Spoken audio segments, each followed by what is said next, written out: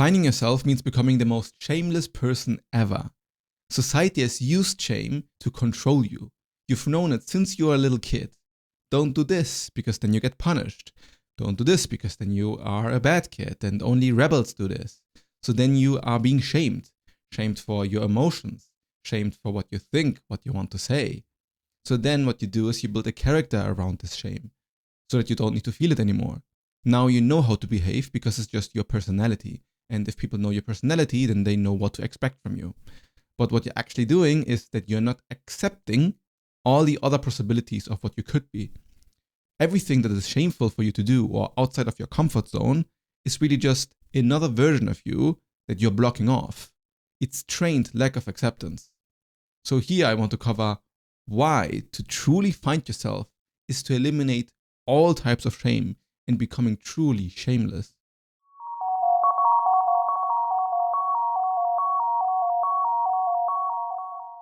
Imagine having a very strong opinion about something, be it a political opinion or just some casual argument at the family dinner. The moment you realize that you've been wrong, like you said something that was wrong, you'll feel shameful. You feel so shameful that you'll actually not even admit to yourself or to those around you that you were actually wrong about it. Because admitting that you were wrong about something feels like an attack on our character. If we were wrong about this, what else could we be wrong about? Maybe other people won't trust me anymore. So the ego will always prioritize comfort over truth.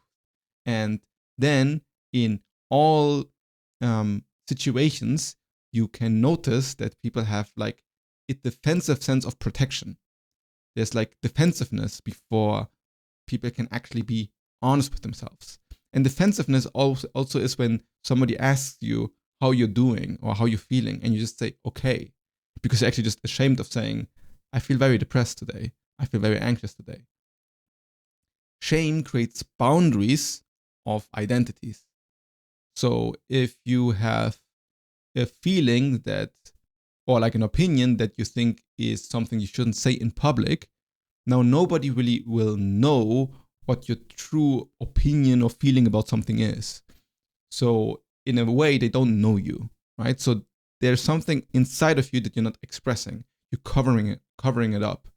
And yeah, there are a lot of good reasons to do this. Oftentimes saying the truth can actually be very dangerous.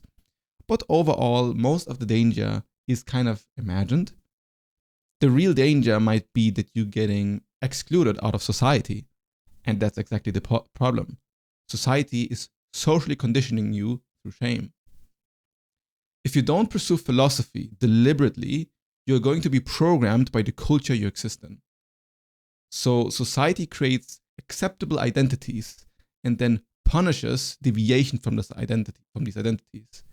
This way you learn to avoid authentic expression so that you can maintain the sense of belonging, so that you feel you are part of society. This conditioning you also do to yourself.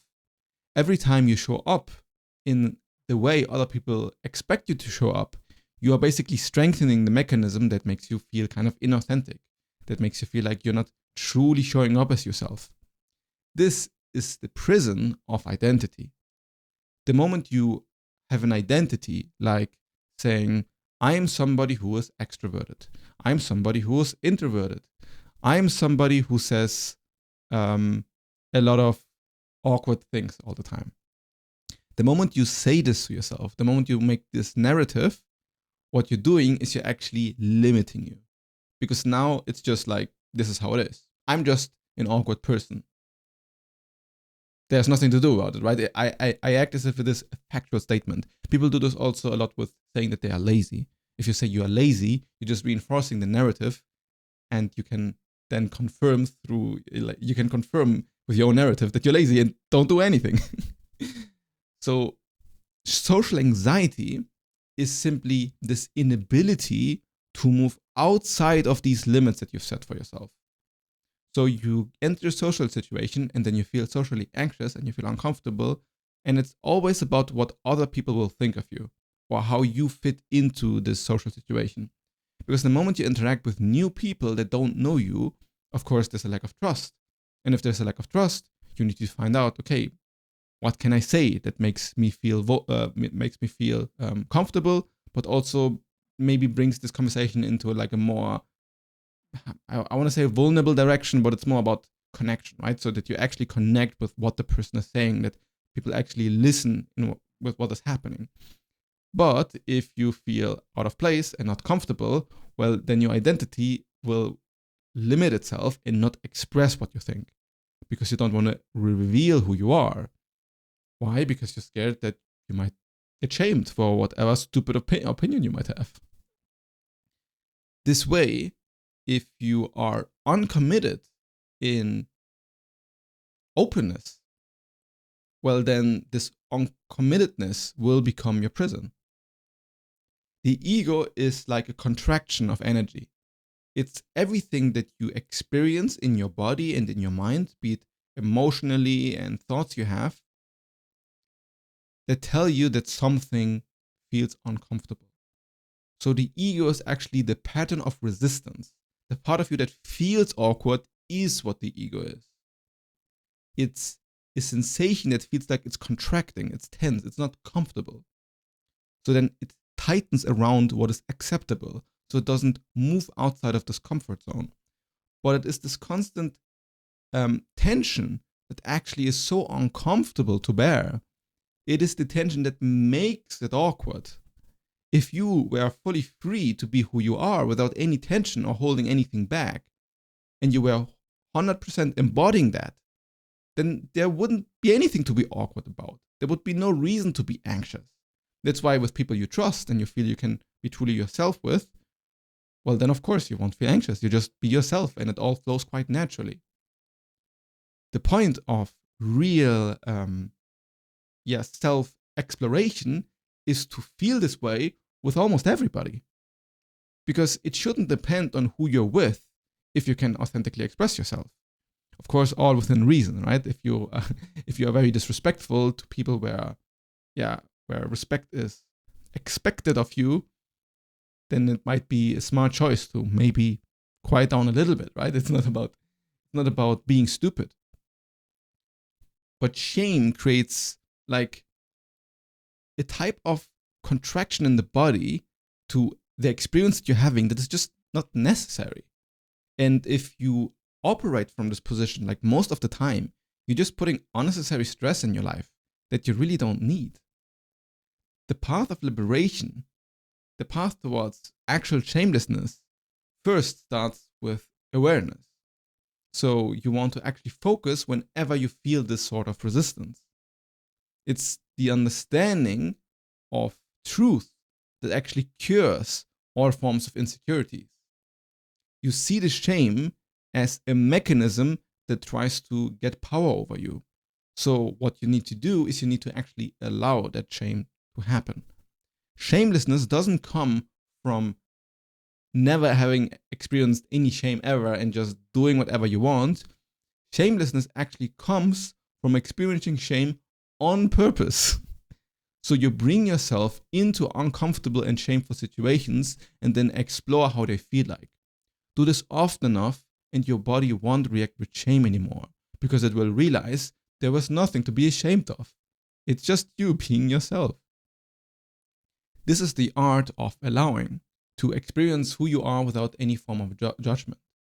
Because all types of suffering is just pain times resistance.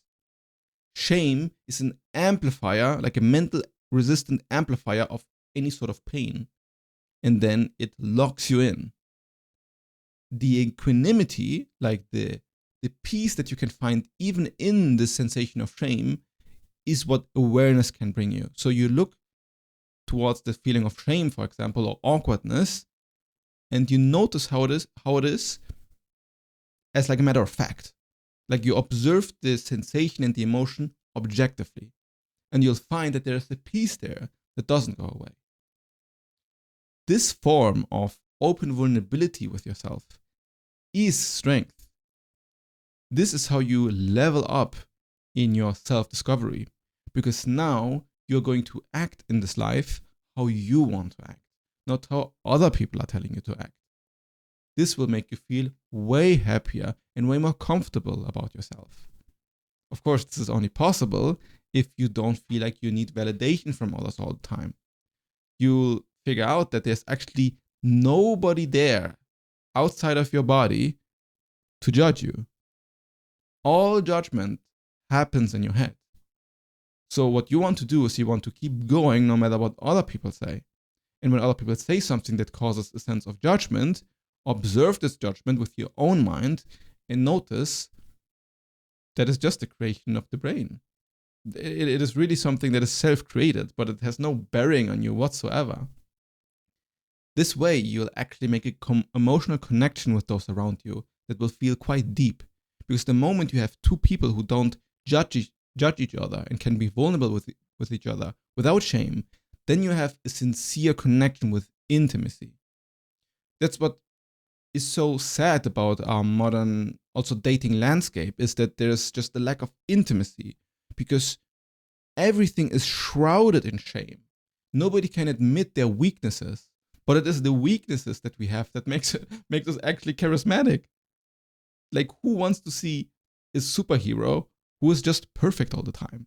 There's no tension, there's no drama. Humans aren't perfect. So if you go to a place and you think you need to present yourself as somebody who's perfect, you're actually just making it more boring for everybody.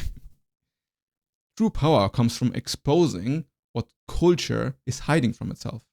That's what humor is, right? If you have a witty remark to do or something that is maybe playfully insulting, you are actually exposing the culture and then changing the culture from within. The paradoxical benefits of this shamelessness is an authentic connection that actually everybody is looking for. When you drop shame, you finally allow others to see themselves for what they actually are. So the illusion of knowing another person gets dissolved in authenticity. Because you thought you knew somebody, then they say a very off vibe remark, and you're like, where does this come from? But then this also sparks curiosity. It sparks this understanding that, oh, there's more to this person to discover. There's more about this interaction to learn. So this type of connection is a form of showing up without having to make a performance out of it, right? Nothing is a performance anymore. And I personally hate to be in some social circle where I feel like I need to conform to some role. I'm really bad at this now. This is maybe the disadvantage, right? So if you become extremely authentic, sometimes you won't be able to shut up when maybe you should shut up. On the other hand, it is really the path towards evolution, to change the status quo of what is supposed to be acceptable. And I do think there's a lot of virtue in that. Creativity is relaxing your filter of ideas, and shame is like the primary filter. So in this way, you also become way more creative in the moment you interact with other people. So creativity and innovation comes when you stop trying to care about what is supposed to be acceptable. Art is an expression that flourishes when we go beyond the boundaries of what we assume art has or has not to be. But all of this goes way deeper, beyond just social interactions, because this is actually the process of spiritual liberation. True freedom, like understanding what the nature of reality is like, means to see how things really are, like to see existence for what it actually is. And this requires a ton of acceptance. But you won't be able to find this acceptance in reality if you can't find this acceptance in yourself. You will shroud your own recognitions, your own knowing, your own wisdom in doubt.